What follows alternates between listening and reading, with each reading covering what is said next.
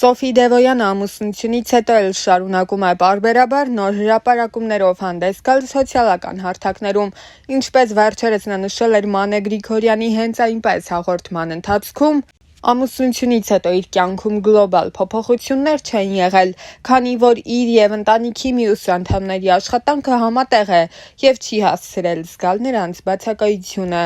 Այս անգամ էլ նա ինստագրամյան իր էջի սթորի բաժնում նոր լուսանկար էր հրապարակել, որին կից գրել էր. «Չգիտեմ ինչու, բայց շուտ արթնանալը ինձ համար նորից դարձել է դժվար»։ Ամիսներ առաջ պարուհի Սոֆի Դևոյանը հանդես էր եկել նոր հարցազրույցով, որի ընթացքում բացառիկ մանրամասներ էր հայտնել իր և Լուիզա Ղամբարյանի շփման մասին։ Խոսելով հարսի երգչուհի Զարուհի Բաբայանի հետ հարաբերությունների մասին, Սոֆի Դևոյանն ասել էր. «Մենք այդպես սիրով ենք Զառիչկայի հետ, ես իրեն իմ երեխայի պես սիրում եմ, ինքը իմ աղջիկն ա։ Մտածում էր, ոնց ա տենց ստացվում, որ մենք լավ ենք իրար վերաբերվում, իրար հասկանում ենք, մտածում էի դա տարիքի հետ է կապված, թե ուղղակի համընկել են մեր բնավորությունները։ Շատ անգամ լռում ենք ու իրար հետ նույն բանն ենք ուզում խոսել։ Երևի մարդու բնավորությունից է, մարդը տարիների ընթացքում շատ բան սովորում է, ավելի խելացի է դառնում, ավելի ինտելեկտուալ է դառնում, ավելի շատ բաներ է հասկանում, բայց եթե դու պինդ ես, քեզ ոչինչ չի կարող փոխել, երբեք չպետք է փորձես մարդուն փոխել, որովհետև դա անիմաստ է։ Երևի երկուսս էլ հասկացել ենք, թե ինչ ձևի մարդիկ պետք է ընտանիքում ապրեն։ Ես չեմ հիշում, որ մեր տանը վեճ լինի, կռիվ լինի, ես չեմ պատկերացնում տենց բան։ Մենք կարող ենք խոսել, վիճել, արվեստի մասին տարբեր հարցեր քննարկել»։ Լուիզա Ղամբարյանի հետ հարաբերությունների մասին պատմելով էլ պարուհին նշել էր. «Ես եմ Լուիզային առաջարկել, ասել եմ ամուսնացեք, երեխա կունենաք, սիրում եք իրար, մենք լավ ընկերություն ենք անում ընտանիքներով, ցավոք Գյորգիկի միջը տենց շուտ գնաց կյանքից, բայց Լուիզան, Գաբին մինչև հիմա իրար տուն ենք գնում, շատ ջերմ հարաբերություններ են, եթե որևէ հարց լինի, տղա ասում ենք, ամբողջ ընտանիքով իր կողքին ենք»։ Հավելենք, որ դեռ տարիներ առաջ տված հարցազրույցներից մեկում Լուիզա Ղամբարյանը ևս խոսել էր մի շարք թեմաների մասին։ «Ինձ համար անցյալից կառչողը խնդիրներ ունեցող մարդն է։ Մանկության տարիների մասին ինձ հիշեցնում են լրագրողներն ու աղջիկս։ Ես ապրում եմ ներկայով և մտածում ապագայի մասին։ Այնուամենայնիվ, մանկությունից լավ հիշողություններ ունեմ։ Շատ ուրախ, զվարթ օրեր էին, որոնք կապված էին արվեստի, պոեզիայի, երաժշտության հետ։ Իմ հայրը դերասան չդարձավ, բայց իր հոգու խորքում միշտ եղել է արտիստ։ Նա մեզ սովորեցնում էր հայ, ռուս դասականների բանաստեղծություններ, մեր տանը կազմակերպում էինք հանդեսներ հորս գլխավորությամբ։ Մանկությունս ասոցացվում է լավ մարդկանց հետ, որոնք նստում էին սեղանի շուրջ, պատմում տարբեր պատմություններ։ Մանկության տարիներից միայն լավ հիշողություններ են, նույնը չէի ասի պատանեկության տարիների մասին։ Պատանեկությունս համընկավ 88-ի շարժման և դրան հետևած դժվար տարիների հետ։ Հիշում եմ, հայրս, ստեղծագործ, կյանքը մի գաղափարի համար ապրած և սերունդներ կրթած մարդ, գնում էր այգու ծառերներ կտրում, որ իր երեխաներին կարողանար տաքացնել։ Երբ ասում էին, որ հորս կորցնելուց հետո ավելի եմ զգալու նրա կարիքը, կարծում էի, թե մարդիկ են ինչ-որ բաներ են խոսում, բայց իսկապես ոչ մի կերպ չեմ կարողանում հարմարվել նրա բացակայությանը, ամեն վայրկյան ունեմ նրա կարիքը։ Իմ պապան ոչ միայն կենսաբանական հայր էր, այլև շատ լավ ընկեր, խորհրդատու։ Պատահական չէ, որ ընտրեցի ինձանից տարիքով բավական մեծ ամուսին։ Ես հիմա եմ հասկանում ինչու, առաջ չէի հասկանում։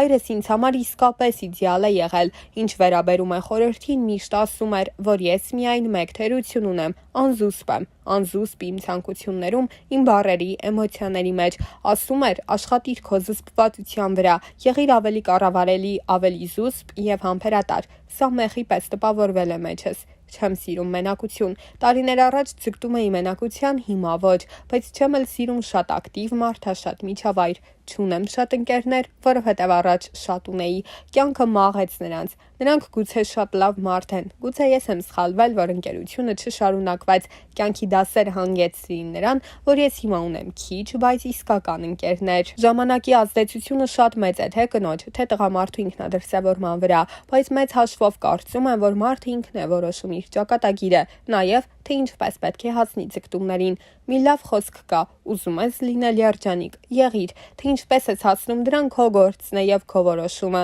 Մեկի համար դա ցանկացած պատ եւ բարոյական նորմ քանդելը եւ ամեն գնով ուզածին հասնելն է, բայց մարդ էլ կա, որի համար հստակ սահմանափակումներ են դրված։ Ասենք նա երբեք չի կարող ուրիշի երջանկության հաշվին կառուցել իր երջանկությունը։ Ես դրական եմ ընկալում տղամարդկանց եւ առաջին հերթին նրանց մեջ դրական հատկանիշներ եմ փնտրում։ Տղամարդկանց ավելի ընդունում եմ, քան հակառակը։ Կան կանայք, ովքեր տղամարդկանց մեջ տեսնում են հակառակորդի, որսորդի, շան։ Կարծում եմ, այդպիսի կանանց կյանքում ինչ որ բան սխալ է ընթացել։ Ես գնահատում եմ տղամարդկանց, կարևորում եմ նրանց անհրաժեշտությունը կնոջ կյանքում։ Կինը կին է, երբ իր կողքին կա տղամարդ, որի ուսին կարող է հենել գլուխը։ Չեմ սիրում, երբ տղամարդը չունի հումորի զգացողություն, տգետ է, ձեռնփակ է եւ իհարկե չեմ կարող հանդուրժել ինքնասիրահարված, փառասեր տղամարդկանց։ Վստահ եմ, որ խանդ կա, իմ մեջ էլ կա, պարզապես հաճախ թաքցնում եմ, փորձում եմ հորս խորհուրդը հիշելով զսպել այդ ամենը։ Ամուսնու սպարագայում վստահ եմ, որ կա,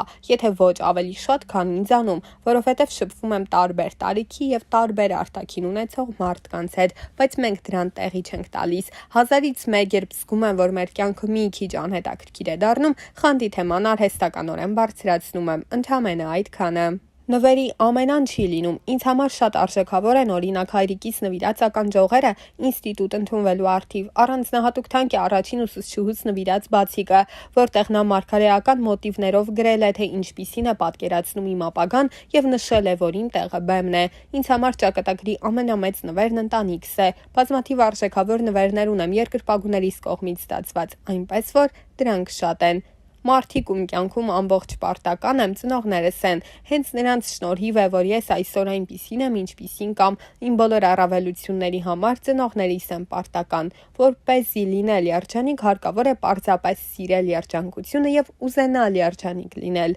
Եթե ունենում եմ մի փոքր ազատ ժամանակ, առաջին հերթին իհարկե նվիրում եմ դստերս, դա անհրաժեշտ եւ հաճելի միքս է։ Տղամարդուն չի կարելի բռի մեջ պահել, հենց փորձես պահել կգնա։ Պետք է պարզապես կարողանալ համբերատար եւ անշահախնդիր սիրել։ Եթե այս երկու կարևորագույն հատկություններն ունես, քո պահանջներն էլ, շահերն էլ կբավարարվեն։ Հայ աղջիկների ամենամեծ առանձնահատկությունը ընտանիքին նվիրումն է։ Դա իրենց մեջ գենետիկորեն է դրված։ Ամենաբնազդային մակարդակով, անկախ հասարակական դիրքից, դավանած արժեքներից հայ աղջկա կնոջ համար ընտանիքը կարևորագույն արժեք է։ Նույնիսկ բարոյական փայլուն կյանքով չապրող կանանց դեպքում էլի ընտանիքը բարձրագույն տեղում է, իսկ այլազգի շատ կանանց մոտ դա այդքան էլ ընդգծված չէ։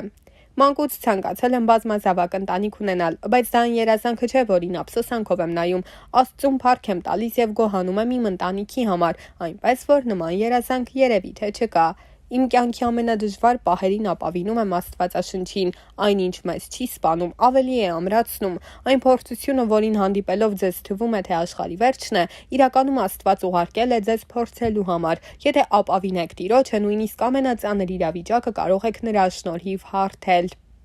Ես կոնֆլիկտներին հակված մարդ չեմ, զուտ անցկացրած ժամանակի համար եմ զղջում, թեև պարապուրտի հազվադեպ եմ մատնվել։ Մտածում եմ, որ կարելի էր կյանքն ավելի գեղեցիկ ապրել, ավելի գունավոր, կարելի էր կյանքից ավելի շատ բան վերցնել եւ ավելի շատ բարիք գործել, խաղաղություն տարածել։ Եթե պարտադիր պետք է ընտրեմ հակառակորդ թե թշնամի, ապա հակառակորդը։ Թշնամին ցանկացած դեպքում տանում է չարության, իսկ հակառակորդն արթնացնում է մրցակցելու, առաջ գնալու մղում, խթան։ Նշել էր դերասանուհին։